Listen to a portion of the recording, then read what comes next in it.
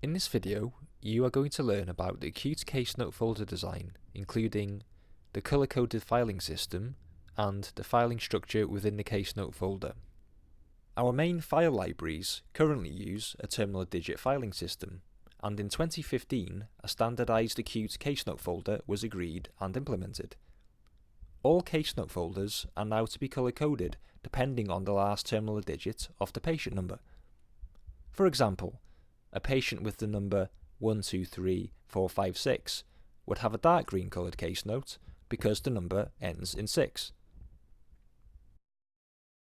The full list of colours are as follows.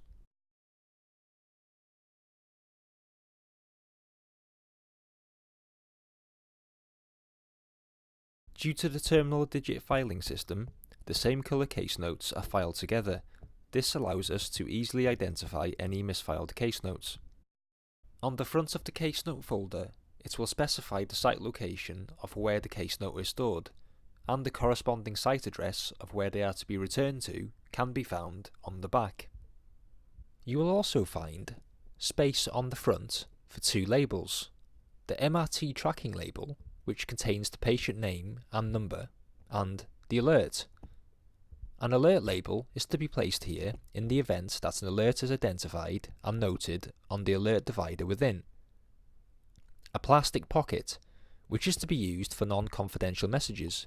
For example, a note can be placed to notify staff to return a set of Casenotes to a specific department, for instance, a secretary's office, once the patient has had their appointment. Within the Casenote folder, you will find a quick reference guide which reminds you of the filing order within the folder. The content is split into 3 sections, with documentation being filed in chronological order, most recent on top, for the first section. Section 2 and 3, however, are filed most recent at the bottom. Section 1 includes the standard dividers which will be pre-filed in all Casenote folders, and includes the alert divider. This must always be the first divider you see, with the exception of if the patient has an active Do Not Resuscitate form in place. Correspondence. This can include documents such as referral letters and discharge letters. Investigations. They must all be signed by a clinician prior to being filed within the folder. Diagnostic tests. Consent forms, capacity and best interest decisions, all to be signed prior to being filed within the folder. Anesthetic records. Prescriptions. Safeguarding. These include safeguarding children, domestic abuse, and protection of vulnerable adults protection documents. Section 2 is for clinical notes in which the relevant specialty dividers are added when needed. For example, if a patient is due to attend a dermatology clinic, a dermatology divider is to be filed in the section with the relevant documentation filed behind. For example, clinic continuation sheet.